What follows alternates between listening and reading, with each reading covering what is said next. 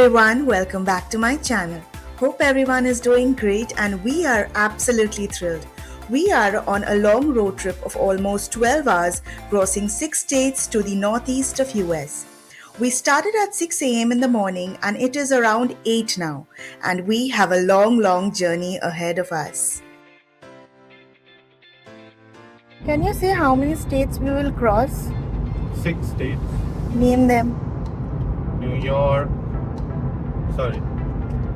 New Jersey, New York, Connecticut, Massachusetts, New Hampshire, Maine. And where are we right now? We are right now at Connecticut.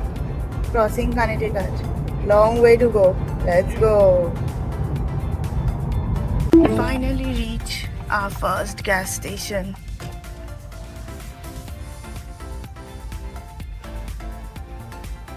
We were planning for a road trip for the longest time, but a road trip this long takes a lot of planning and scheduling. The gas stations, the breakfast place, the route, the weather, and so on.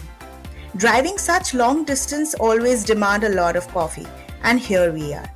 I was hungry too, so just grabbed a coffee and a bagel.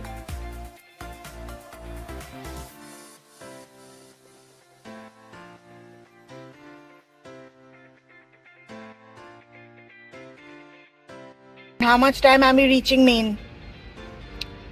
So we are going to Perkins Cove and it'll take around 2 hours 26 minutes. Oh, that's easy peasy for you. And here are some makhanas for my healthy husband. He doesn't eat trash. I had a bagel, but he's gonna have makhana with coffee, right? Yes. You're healthy, right? You won't eat trash, right? No. So no lobster rolls for you? No lobster rolls for you? Okay, let's go.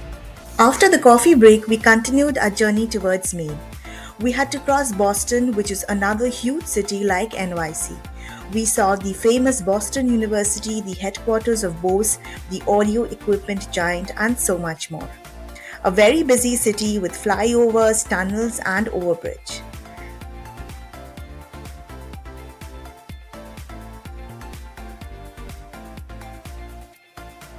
These sites are really common in US highways and they're quite dangerous. Huge trailers carrying 15 to 20 cars together. Our first destination was Perkins Cove, a beautiful beach town south of Maine. We were about to do our first ever lobstering trip. Maine is, as all of you know, is famous for its lobster industry and of course tourism.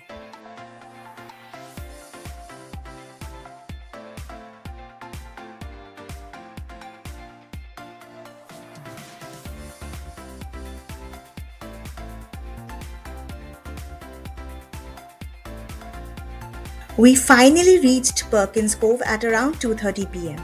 This charming fishing village is one of the most picturesque spots in southern Maine.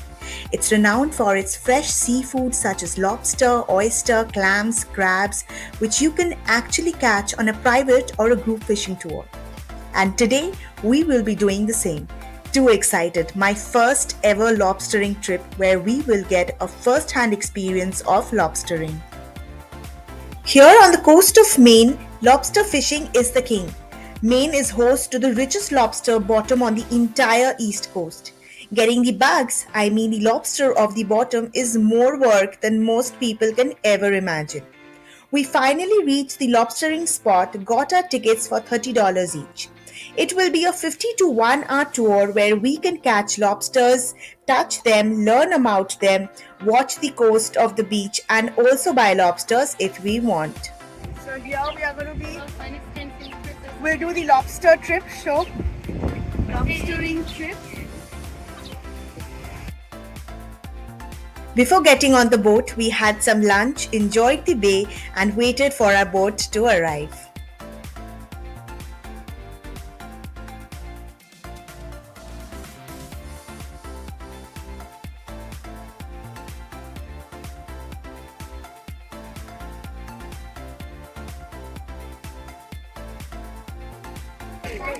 Yeah, that was my comment. Great.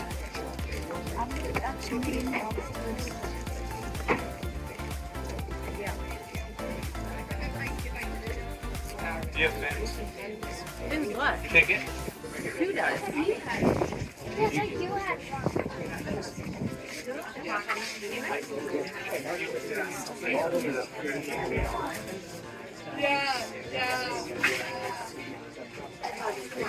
So from this boat to that boat.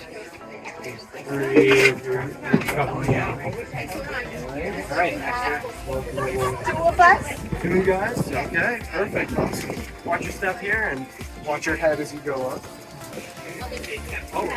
Welcome aboard, guys.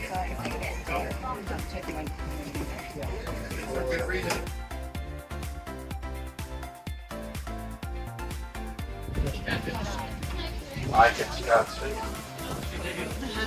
It's called the stern. Facing the bow, your right side is your starboard side and your port side is your left side. This is easy to remember because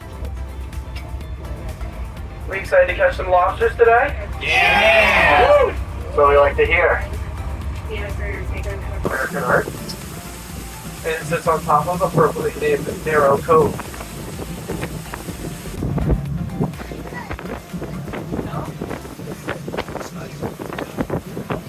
Female lobsters. If people a pregnant female lobster that will have almost up to 100,000 eggs on the underside of its tail. They're little tiny black dots. They almost look like caviar. We will give it a V-notch, which is this tool you can see right on top of the gauge. This V-notch will allow any other time that this female lobster that gets pulled up, we'll have to throw it back. This is because only about 50% of female lobsters are actually fertile. It's called the Isadora, making its maiden voyage from Pennybunk Port back to Lone Baltic Cliff. Unfortunately, this next buoy that was just pulled up is known as the toggle buoy. The toggle buoy helps remove slack from the line and keeps it untangled from the rocks.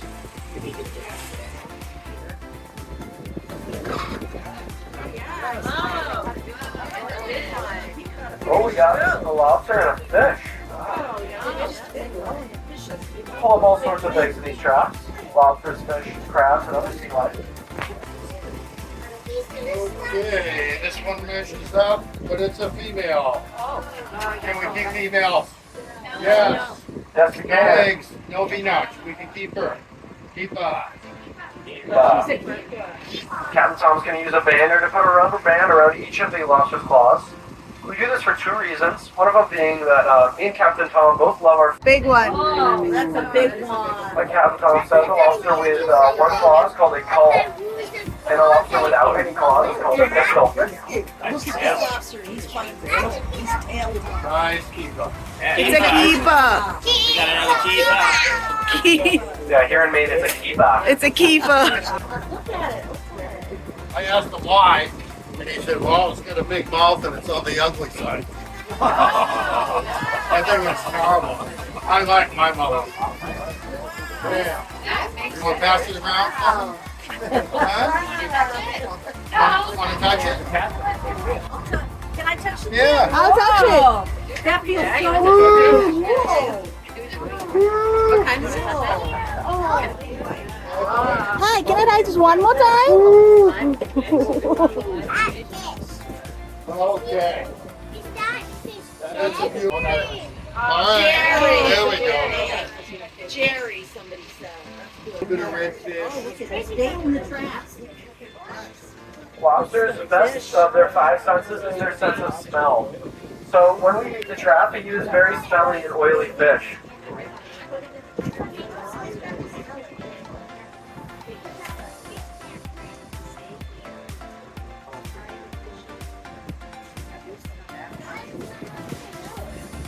He's doing fine already. We'll check this in about 3 days. The cull. They can grow back their other claws. But this one won't be. Lobsters can regenerate all external limbs. It also has 3 weights here at the bottom. This allows it to sit flat on the ocean floor. This is because if the lobster trap was on its side or upside down, then it would not work correctly. And the design of the trap is a wire-coated design. Like I was telling you before, before the 1970s, they were mostly all wood. This is quite a bit later. And the design of the lobster trap actually came from the indigenous people.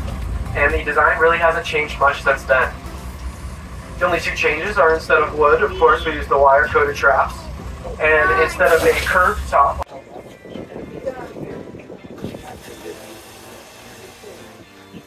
Oh, he got his wing out. Oh no, there's nothing. Nothing in this trap. It's actually not very uncommon to pull up a trap with no lobsters. The yearly average is to get about 1 keeper lobster in every 3 traps. He wants to know if you want to take that fish. Yeah, we're good.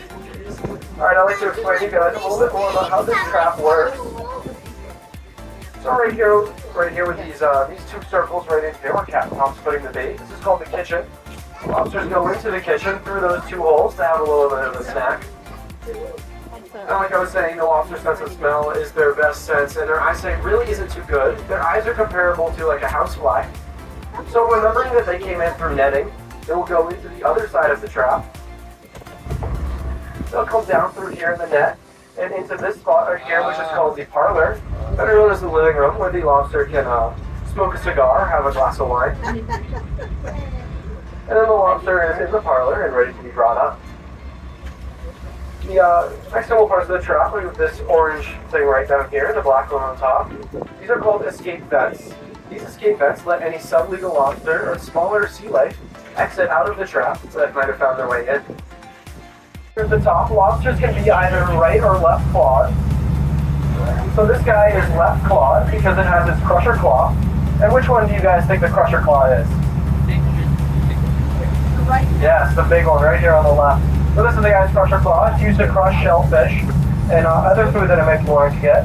On the other side, we have the ripper claw. This has a set of serrated teeth inside the claw that helps pull out meat and stuff. The hardened shell-like stimulates means it's the boy, and the softened shell-like means it's the female. That's hardened shell-like, so that's the boy, and the softened feather-like right there is the female. You can ask him. So one hand on top right here, and another hand underneath his belly.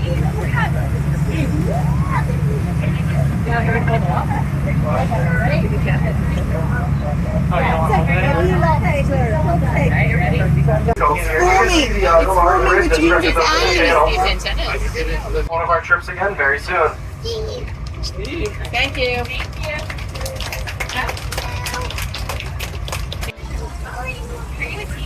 I'm not a teacher.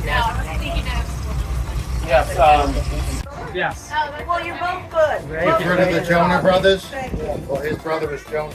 My brother is Jonah, the Jonah brothers. Well, that's no. The last 1 hour of the 12-hour car ride.